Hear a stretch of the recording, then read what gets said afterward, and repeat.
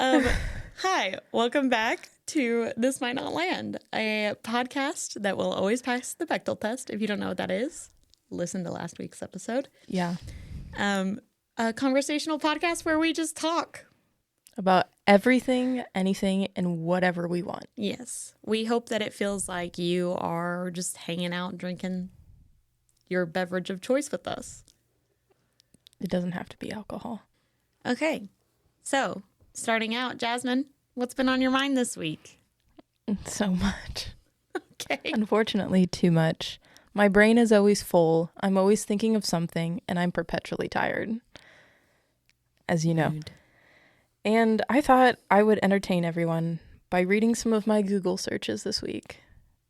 It's very reflective of where my brain has been. Number one, starting with, why am I disgusted when a man compliments me?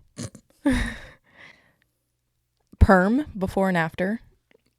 Are you thinking about getting a perm? I don't know. I just need to know how things are. I have gotten so many perms. Really? Yeah. I just am waiting till my hair is longer. I really want to look like Merida. That's fair. Yeah. How far does a wave travel before it lands on shore?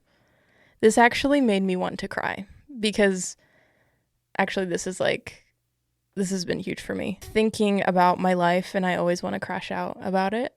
And like, oh, I should have done this. I should have done that. I should be at this point already. I have so many expectations for myself. Mm-hmm. And I'm like, okay, surely this can't be it. Like, there's gotta be more. Yeah. And then I was like, I wonder, I've been really obsessed with the Great Barrier Reef. I get hyperfixations of things and I feel like I have to know all about it. And then I was like, I wonder how far a wave travels, or if it's just like, that's just it at the shore. Yeah. You know what I mean? Mm-hmm. Ocean waves can travel thousands of miles across the entire ocean before reaching the shore. It can be generated by storms. Energy-carrying swells can travel for days, with some originating as far as New Zealand before hitting North America. Mm-hmm. And I was like, if you will follow me, if I were a wave, I mean, it takes forever to get to land. And it's like, once it does get to land, it's just, psh, and it's at its moment. Yeah. But like, by the time we see it on shore, like, we don't know how far it's traveled, how many miles, what it's been through. And that made me want to cry on the sofa last night. So that's kind of where my brain has been, Okay. I guess. Why am I disgusted by men and waves traveling? Yeah. This can't be the end of it. This can't be the end. I feel that. Yeah. Yeah. I used to struggle with that a lot of like, this can't be it, right? Right. Like, there's got to be more. Yeah. Yeah. Like, I know that I obviously believe in an afterlife, but it's like here right now on Earth. Like, are these little moments that feel insignificant actually going to amount to anything? And then, like, being reminded that a wave literally has to travel miles and miles and miles and miles before it gets its big moment on the shore. And there still might not be anyone there to see it. Yep. But it knows what it traveled. Oh, yeah. I could cry. Yeah. I think that, that's something that's close to my heart is like we all go through so much and we don't talk about it. And I feel like if we talked about it, it would be less lonely. Totally. And that's something I've been working on is like not judging other people's journeys. Yeah. But I don't like it. Right.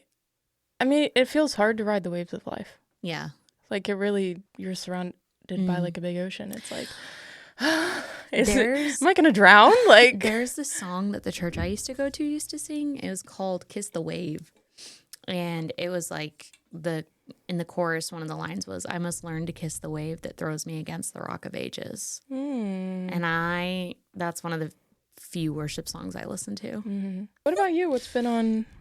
What's been on your brain? Okay, so I've been thinking about why people can't just own their crap. Yeah. Yeah. On a Yes. brief aside, I owned my crap last week and said that I'm like super snoopy. I snoop a lot. Yes. I've had 3 people confirm that to me this week. Really? And I would like to encourage you in that, because I'm reading Amy Poehler's book right now, who you mentioned last week. Yes. We love Amy. She started off her book by saying, I'm a snoop. I snoop through people's diaries. I snoop through people's drawers. Yes, I realize by saying this that I'm limiting who is going to allow me to stay the night when I need a place to stay. Yeah. And I was like, oh my gosh, wait. No, I literally had my coworker today. That's so funny. Yeah, you've straight up read my texts over my shoulders, because she like told me about something and I was like, yeah, I know, I've been reading your texts. Oh. And anyway. Yikes. Anyway. That's so funny. She's a coworker friend. But you owned it. Yeah. You owned it. But why can't, okay, so this is a big reason that I have backed off of the church and everything. It's that we can't own our crap. Like, we look at, I mean, the world around us, people can't own their crap. Like, no, they won't own it because they're like, oh, Jesus died for that. I don't have to acknowledge it. Or, oh, but the devil was really had a grasp on me. Like, no, he did not. That was you. Let me tell you right now.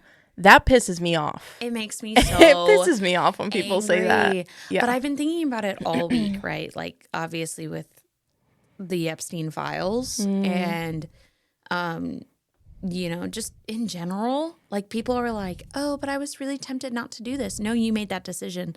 And this is probably a hot take that might not land, but in bad relationships, it's not them that changes you. You choose that.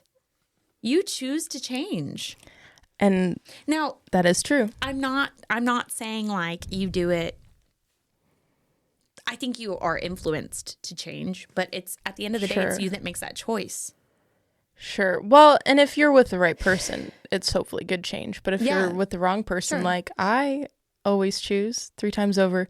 And if I can say a word about C-Dre, wow. C-Dre? Yeah, C-Dre. That's her rapper name. That was my bill I was trying to. If I could say something about CJ right now, it's that she's such a good friend to the point where when you're in a bad relationship, you don't talk to her because she's going to tell you the truth. So many times. Yeah. With not just me, might I add, other friends who I won't call out, but hopefully you're watching. Yeah, a lot of friends. They'll leave me and then they'll come back and they'll be like, oh, I've just had really bad couple months. I was with this boy and like, they tell me mommy, all this stuff. can I come back home? And I'm like, yeah, I knew the whole time. I'm not stupid. Right. And it's awesome that CJ can be that for me because I am stupid. But I'm that Stupid I'm and that for my friends. Yeah. Like, hey, people don't like it when you're honest. But I would rather I think to truly love someone is to be honest with them. I think so too. Anyway. I think so too. That kind of brings me to the book I've been reading. Yeah, tell me about it. I just finished today, Tell Me Lies. Tell me lies, tell me sweet little lies. I also last week was counting how many times I broke out into song. It was like 4 times. It's my turn this week. Anyway, so I was reading this book called Tell Me Lies, and my cousin recommended it to me. Okay. Because she watched the TV show, and she was like, I kind of want to read this book. And I was like, oh, dope, I'm going to read the book. And then I found out she hasn't actually read the book, but I read the book. So you're a real one. And typically, when my cousin recommends something, it's like true crime, like murder, mystery, thriller kind of thing. That's not what this was, and I was not expecting it. Okay. So like I'm going into this like, oh, this girl's gonna get raped. Like it's gonna be like a rape story. Oh no. It was not. It was just about manipulative cycles and like abusive cycles and how. And, like, it was weird because it was, like, the male's perspective and the female's perspective. And, like, you were going into the head of, like, the male, of, like, what he was thinking and how he was, like, not worried about her emotions and stuff like that. It was so weird. And, like, how he justified it. And scary. It got me thinking, man. Okay, tell me. Oh, my gosh. Hey, because I've been that girl. Tell me. This book came in, like, a really weird time because I've been kind of, like, anytime I have an issue in life, I like trace back to where it starts. Like a good, emotionally sound, healthy person. Almost like I've been in therapy. Right. It's like you actually care about yourself and other people. Yeah. Great. So like I've been tracing back my desire to leave the church and like where that internal battle comes from. And I think that like it traces back to my relationship in college, where both of us were in ministry and like pursuing ministry, and he was awful, like emotionally I can confirm. and mentally awful to me. Yeah. And I'm so sorry. Like, I think that watching him continue to be awful to me and like have all these secrets in the background and then continue to get elevated in the church was what started making me be like, something's wrong. Something's wrong here. And so I found myself really grumpy reading this book. And I was like, why am I so grumpy? And then I was like, oh, because I experienced this. Yeah. And can you remind me of that quote that we have talked about over the years about people's abilities being elevated before? Oh, yeah. You know what I'm talking about? Yeah. It's from the Mars Hill, or not Mars Hill. It's from The Rise and Fall of Mars Hill, which is a fantastic expositional podcast. If you want to listen to it, it's as a church, we continue to elevate people whose character does not match their abilities. Yeah. And, well, that's, yeah. In evangelical churches specifically. Right. And then also on top of that, like there's this cycle of abusive men joining the church and people being like, oh, it's fine. Right. Oh, God forgives them. Yeah. Yeah. Yeah. Oh, we just need to receive them with open arms. Loving your neighbor is also holding them accountable. Yeah. Preach. Yeah. Preach. And I know we've like sent a couple things back and forth on that. Yes. Like men joining the church that have actual like abuse charges. Shia LaBeouf. But Kanye. won't like. Yeah. Yeah. And like part of I was just on the phone with my friend about this week. Part of like repentance is confession. And confession is so good. It says it's healing for a reason. Yeah. It's good to tell someone when you're like, I'm really messed up. So people are repenting, but they're not confessing. So like, it's not true repentance. Right. Yeah. Anyway. Yeah. That's where my head's been this week. A lot. Yeah. As always, feel like we're on the same wavelength with that stuff, and like me trying to connect with the male species on a romantic level disgusts me. And I'm like, what? But why? What about it? Why? Like, and obviously, I've dated some really not great men. Yeah. And have not been treated great by men in the church either. Right. Now, if I say I hate men, as CJ said, I act like I hate all men, which she is right. I do act like that. And I am sorry, because it's not all men. Obviously, I don't hate your husband. Your husband's great, but he's like the one in like 10,072 that are probably fine. I think, yeah. So, you know those like acts of like microfeminism? Yeah, I do it every day. And it's like, the one is like, from now on, anytime a guy does something good, I'm just going to say, not all men. Yeah. I don't like when people say that. But I do think that there are good men out there. I have a lot of great male friends. My husband's great. But I do understand the hatred. Yeah. And the feeling of just like a general distaste. I think my thing with it is my kind of like life motto verse of the year has been seek peace and pursue it. And I have yet to be able to find peace in hate. True. Yeah. So I've been trying to balance a lot, which is hard. But I also think there's credit to men that when you're like, oh, men suck. And the men that are like, we sure do. Yeah. Yeah, because I will say my guy friends, if I say that to them, they're like, yeah, you're right. Right. Yeah. And it's like, well, you're my guy friends for a reason. I enjoy talking to you. But like, I would never date my guy friends. Yeah. Also, half my guy friends are married anyway. So well, that's like, because your type is toxic. Call me Britney Spears. Yeah. And like, I don't want it to be. Mm-hmm. And I want to fix it. But I also realize, like, because I've been doing a lot of like inner healing work and like journaling and stuff. No way. And I'm like, oh my God, why do I hate men? And like, where does that stem from? So much. I could tell you so much where that stems from Oh my for gosh. you. Wait, tell me. Your dad? Oh. I saw this post the other day that was like 4 phases of therapy. Help. I saw this thing the other day that was like the 4 phases of therapy, and it was like phase 1, everything's my mom's fault. Phase 2, everything's my dad's fault. Phase 3, it's no one's fault. We're all just people doing our best to survive. And then phase 4 is everything's my dad's fault. I'm in phase 3 right now. I'm like, everyone's trying their best. Like, it's everyone's first time at life. Yeah. But it's also choices they're making. I know. Yeah. And I love my dad. And I'm so glad you said that. And I don't know if I'll cut this or not. Yeah, maybe okay. we'll keep it. But I was like thinking about that today, or maybe yesterday.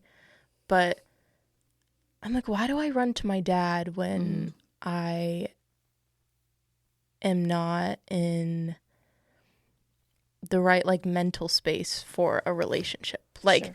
I think like, oh, maybe I'll try to go out with people. And then I'm like, no, I start talking to people. I'm like, wow, everyone's like so lame.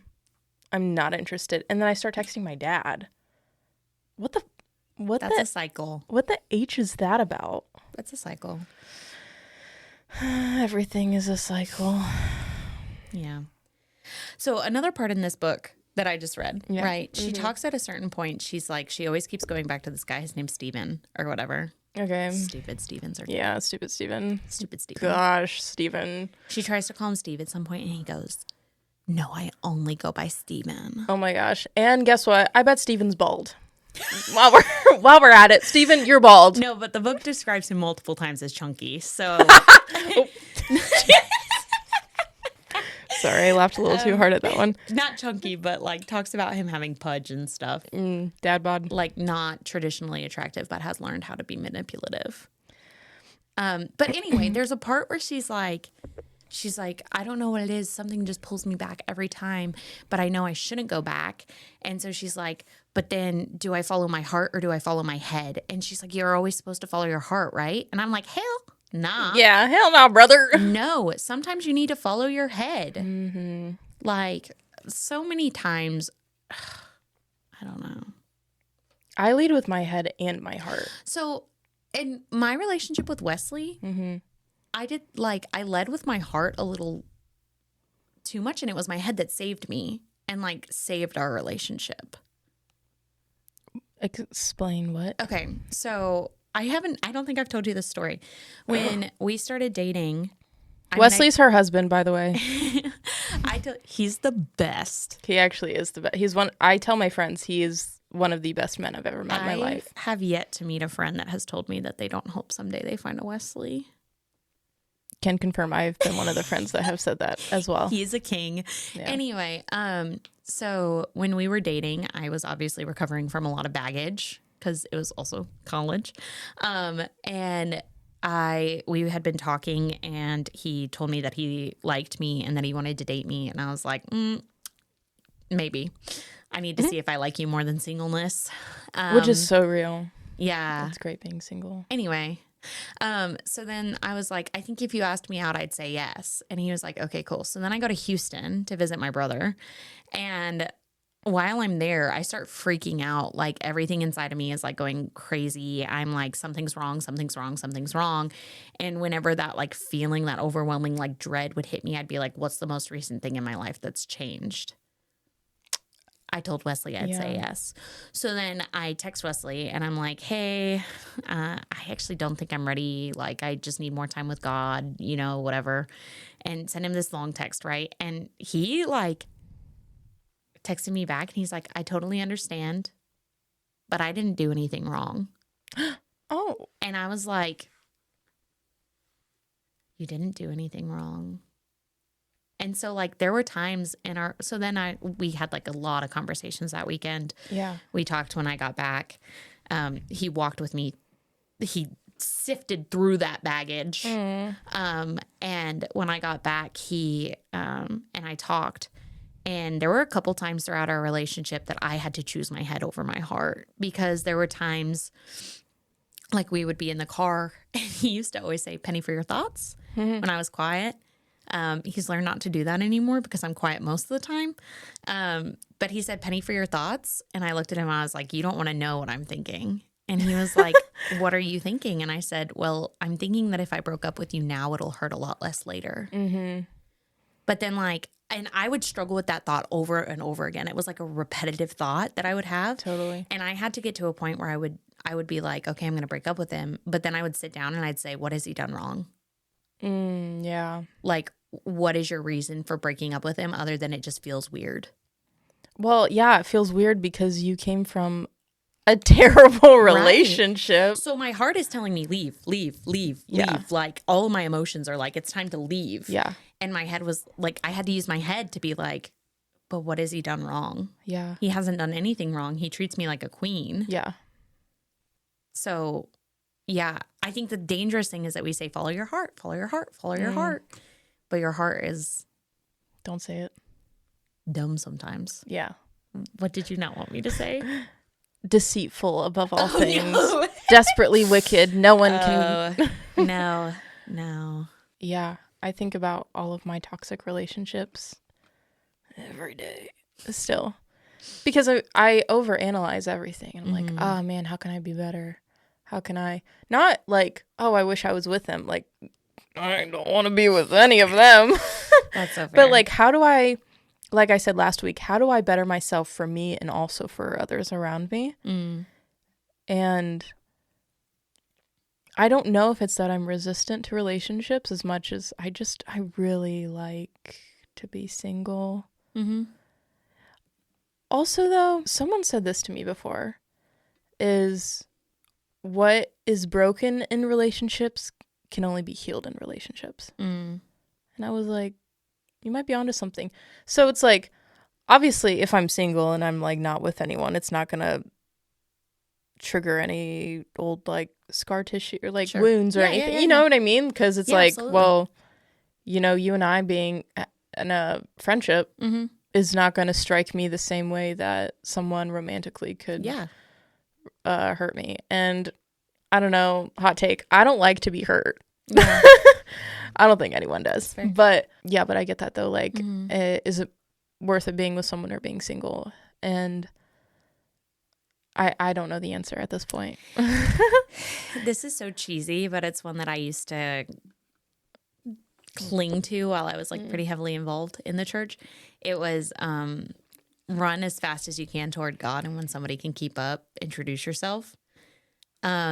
And I think that's kind of true, like, in general, though. Like, run as fast as you can towards something you want. And when somebody is able to keep up, introduce yourself. Well, okay, so I hate that you said that, but at the same time love it because I've been thinking that, like, I've talked to people and I'm like, this sounds so toxic. You're just not as cool as me. Like, you just can't, you're not going to keep up. Yeah. Like, I seem like a sloth on the outside. On the inside, I'm a million miles a minute. Yeah. I think Wesley is the brakes to my gas. Like, if it were up to me, we would be all over the place. We would have probably moved to Australia by now, honestly. And that is where I want to end up. I mean, Aussie boy. Okay, if there was an Australian man that was like, I love you, I want to be with you. Crikey, mate. Like... wife me up. Yeah. Let's move to Oz. Yeah. I actually think New Zealand might be more my speed. Yeah. I don't know. Anyway, but like, I mean, when we first got married, I was living in the, like, I need to keep going to like make sure that I matched up with all my friends from college. And Wesley was the one that like put brakes on it. Because I was like, we're married, now we need to buy a house. Now we bought a house, now we need to have a kid. But I don't even really want a kid. Do we need a kid? Like, do we add that? But my friends are having kids, and my friends are buying houses, and my friends are doing this. And Wesley was like, we don't have to do all the things that our friends are doing. Yeah. So he's kind of like the brakes to my gas, and I think it actually really evens me out really well, and it allows me to stop and focus on some things instead of just like trying to move quick. Excuse me. Your turn to burp. Yeah, this my week, turn to too? burp this week. I chugged a chocolate milk before this. And I really shouldn't have lactose. Anyway, That's fair. yeah, I think that's good. That's good for you. So Maybe. I think about Frozen 2. I haven't seen Frozen 2. Oh my God. I know, we got to go watch it. Okay, so in Frozen 2, Anna is obviously like all gas, right? Mm-hmm. Kristoff is like all brakes. He's like, hold on, slow down. Mm-hmm. But there's a part where they get like separated. Mm-hmm. Kristoff sings this fantastic rock anthem. Okay, period. And then he finds Anna when she's like on a mission to save the world. And he says, okay, I'm here. What do you need? And I think that it's very capable. Like, it's very much a thing that I think would work with you. Mm-hmm. As if somebody was just like, yeah, I'm here. What do you need? Yeah. Like, that is it. That is the $1 million question. Mm-hmm. Because it's like, I've got it all figured out. Yeah. Not really. But, I kind of like have a general idea. I love acts of service. Mm-hmm. So if you're just like, oh, what do you need? How can I help? In I like know a sincere way. Yeah, absolutely. But that's like what a true man does. Like, there's so many times that I've had dreams and I've been like, Wesley, this is my dream. And he's like, okay, how do we get it? How do we do it? That's so sweet. And it got to a point where we kept chasing my dreams. Then I was like, I don't like any of my dreams. You can chase your dreams now. None of mine are working out. Oh my goodness. Yeah. And I think when I've been with people in relationships, I have to fakely support their failing musician career. And they're never going to listen to this, so I can say that. It's painful because I'm throwing everything I want aside, which is a me issue. It's a choice you're making. Yeah, it's a choice I'm making. And I've always been so much happier when I get out of a relationship. Yeah, it sucks at first. And you're like, oh, gosh, I got to deal with this grief. And you're thinking of all of the best times and you're irrational and you're not thinking of how miserable you really were and like this small little shell that of a human you were. And there's a Jetty Bones song you need to listen to. Anyway. Yeah, I'm just looking for someone to add fire to my already soulful fire. Yeah. I also think it's totally okay to be single and live a single life. I don't want it to sound like I'm like, you need to be in a relationship. No, But I think my mistake was having like all of these parameters that like a male had to fall into for me. Like, he had to be in ministry and he had to be doing this and this so that our lives aligned. And it got to a point where I was like, I just want him to get along with my family. Yeah, that's so real. That's it. I kind of want someone that works in film, selfishly, because it's such a weird schedule. It's a time-consuming one. It's so if you're not like in it and working it, it's hard to understand. Yeah, for sure. Because it consumes everything for this random period of time, and then it like goes away, and then you're like, oh, we're together all the time now. Yeah. Or vice versa. Sure. But yeah, girl, chase your dreams. I do want to chase my dreams because my secondary dream, if I don't, honestly, 25% of it is like me maybe wanting to get married, and the other 75% is like, I'm fine being single. Yeah. And maybe I'll become a nun. Just kidding. Yes. That's my fantasy. I'm going to become a nun. Same. But anyway, yeah. So do you have a song you've been listening to this week that you feel like has been inspiring to you? Or if not a song, another book you read? Is anything speaking to you? Beartown. Oh yeah, you finished Beartown. I finished The Winners and I sobbed. Okay. It's really good. I appreciated it at dinner this weekend with Wesley's family. Somebody spilled the beans that we had a podcast. Hey. I don't remember. I don't know. Somebody was like, did you know CJ has a podcast? It was Wesley. Anyway. That's funny. Thanks, Wes.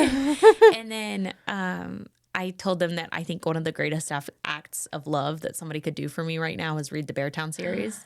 And both his mom and his aunt put them on hold and like downloaded them That's so they could start listening to them. Sweet. Wait, and I suspended my hold on it. So sorry. I know. Fake friend. Anyway, but I thought it was really sweet. Shout out my mother-in-law and Aunt Tish. Yeah, shout out. That's so sweet. I know. It made me so happy. I feel like I haven't finished a book since last week. I know. I was surprised I've only read 2. Yeah, it's taken me a minute. I've started 4 books at once again. Yeah. But I'm, unfortunately, I'm reading one of the Scarpetta books. And then I've never heard of that. Case Scarpetta. It's like a crime series. There's like 29 books or something. And then I'm reading Amy Poehler's book. I forget what it's called, but it's great. I guess those are really the only 2 that I'm actively listening to. That's fair. But any songs that have been resonating? Yeah, see, that's the thing. I've been listening to more music. I like, because I listen to audiobooks. Kind of flip-flop. Yeah, I go back and forth. And so I feel like I've listened to a lot. I really love Celtic music. I feel it in my bones. Was that what you were listening to when we came home last night? What was I listening to?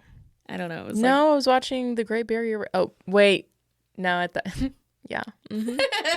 Yeah, I had like the Scottish Highlands like on the big screen with the music playing. That's what it was. It really gets me into my element. I don't know why, but it's helped me for like years now. And I just play that and I feel really just centered, and I love that in classical music. But something specifically about the Celtic music, I'm like, it's in my bones. Maybe because my family origin, I don't know. It's the cows. The cows. I'll be listening to it till the cows come home. But yeah, I really love Celtic music and the drum, but yeah, that's really what I've been listening to. Sometimes I just like don't listen to music for a while and then I start listening again. I'm like, yeah, this feels good. Yeah. I like this. Waves have really been resonating with you this week.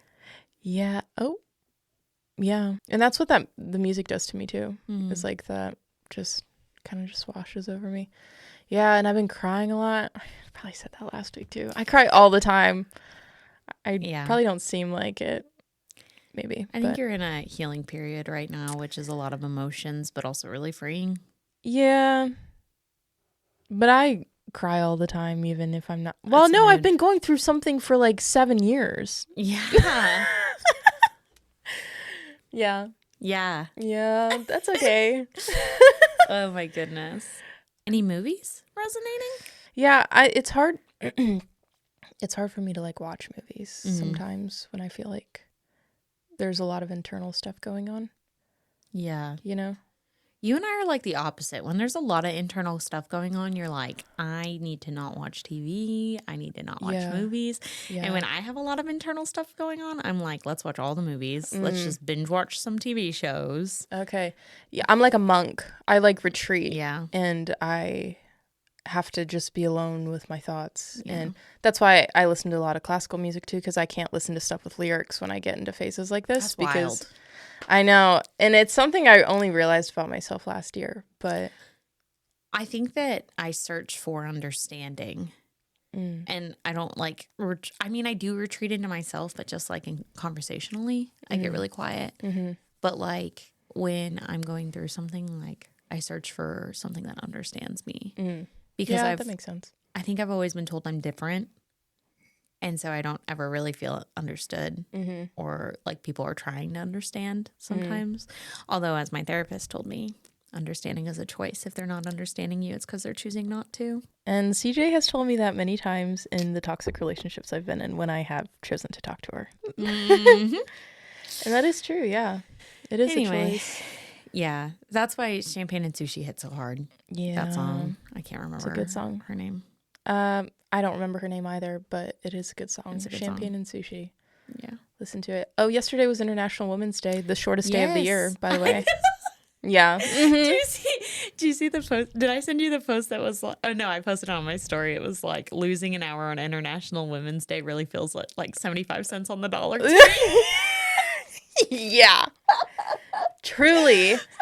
Oh my gosh. But I did see so many amazing posts from people, and like Reese Witherspoon posted a bunch of like her girlfriends and like on Hello Sunshine. Hello Sunshine. Yeah. But yeah, like she's a great representation of like women supporting women. Yeah. But That was one of the questions we have is, how are you finding joy this week? That's one of the ways that I've been finding joy. I saw a post by a man today that said, how come all these millennial men grew up to be so like feminist dick or whatever? And it was like the icons we had in the 90s. And it was like, what's her name in the X-Files? Sully? I don't know. I didn't see the I don't remember. Anyway, the main girl in the X-Files. There was Reese Witherspoon in Legally Blonde. There was... What about Drew Barrymore? Was she listed? I'm pretty sure she was in there. It was just like all these clips of like really strong women from 90s movies. Mulan was on there. Yes. And I was like, go off. Go off. That's been giving me joy, is like seeing some of the really strong females being recognized. Yeah. It's encouraging. As far as Barbie, and as well as Barbie releasing like that line of like women's, like the new Barbie dolls that like aren't stereotypical Barbie, right? That are like Serena Williams and a footballer from the UK, and all of that. Yeah, like very inclusive. And if I can say another thing about Amy Poehler and her book, she was saying that she learned very quickly to name what her currency was. And she was like, my currency is not that I'm beautiful. And I was like, well, first of all, yeah, she is stunning. But that's not her currency. That's not what she's selling. Yeah. She's like, I'm funny. I love to get a laugh. And I was like, oh, it's such a good like question. What's your currency? Like what is the thing for you that you're like, this is what I bring to the world and this is what I want to offer the world? I don't know. I just thought that was really good.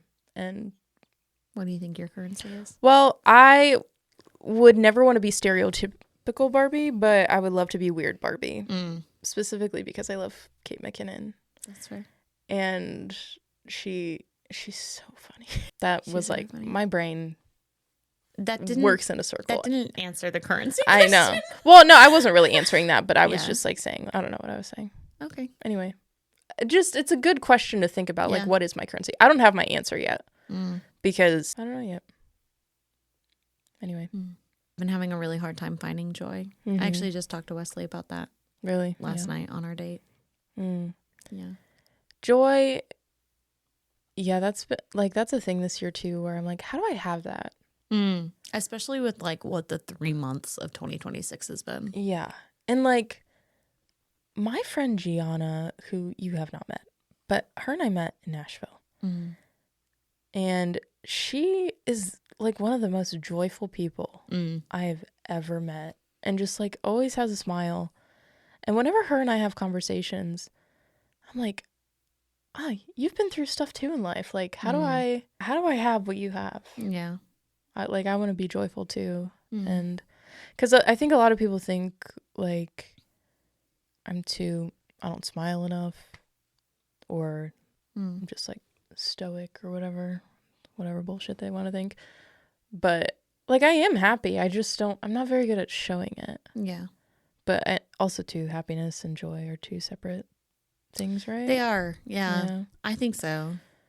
I mean, I love being alive. Like I love life. I genuinely love life. And I think life is so cool, and I love that it's not happy all the time. One of my favorite things about life is the fact that we suffer. Oh yeah. I mean, without suffering you wouldn't know joy. Yeah. Or happiness. Yeah, I was telling Wesley last night, I was like, sorry that I'm not the giggly, like happy person I was when you met me. Do you feel like cheated? And he was like, I don't know. Like, no. And I was like, I just realized lately that I don't laugh very often. And I don't like chuckle as much. I don't know. I just don't laugh as much as I used to. And he was like, yeah, I've noticed that. And I was like, I can't tell if I'm depressed or if I'm just like taking down masks. Yeah. If I just... Sorry, I just burped again. And I got her to laugh. I'm like burying my soul and you're over here. I'm so sorry. And I love you. And I'm listening. Anyway. I was telling him, like, I don't know if it's just me, like, removing masks, not being, like, what I think everyone wants me to be, and just trying to find peace with who I am internally. But I'm profoundly happy. Yeah. Like, I love my life. I love my job, I think. I like what I do for my job. I don't like all the aspects of my job. Sure. But I love where I am. Yeah. I love my child. I love my house. Yeah. Like, there's not much about my life I would change. Yeah. And I'm happy in my life. Yeah. But Totally. I just don't laugh very much. We got to do that more. We got to laugh more. I think maybe I need to start some medication again, honestly. Okay. Hey, I think whatever you need. I think my anxiety's been really high, which, like, how can it not be right now? With the state of the world. And also my breast lump. So. And she had me touch it. I'll have you know. It's there. I'm not crazy. I'm like, yep, it feels like a breast.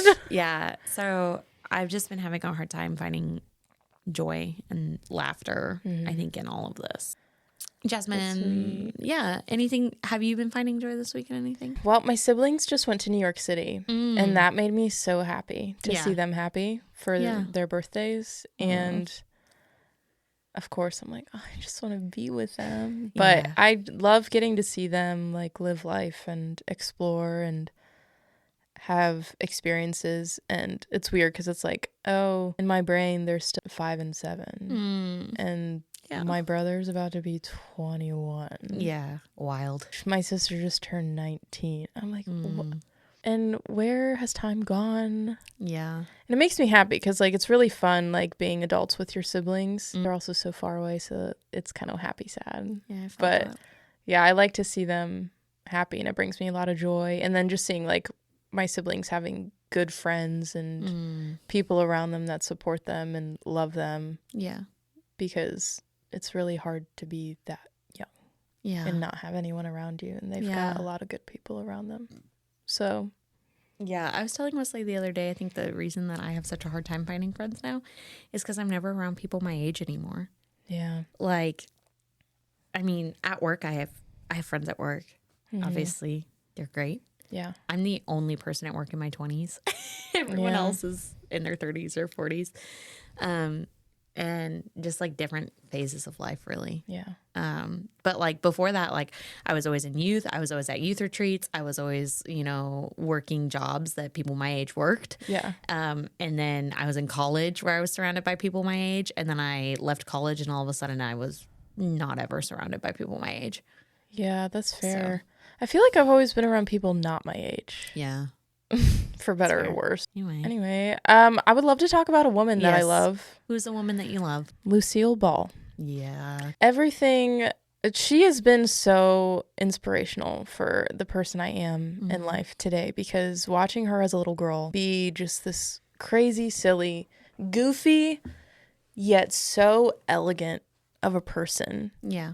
And just not care. And then, like, knowing her story of, like, why she even got into entertainment and just, like, wanting to provide home for her family. And the reason she even did the show was that so her and her husband could be together. And then they still didn't even get that. It, like, it wrecks me. I cry when I watch documentaries on their life. But just, like, she's been so impactful for me my whole life. And that's why I have red hair and why I love humor. And I really don't care how I present myself. I just want to be funny and make someone laugh. Yeah. And I just actually found out that her daughter, Lucy Arnaz, is in the works of producing a series about her life. Oh, very cool. They're presenting it to some companies right now. Very cool.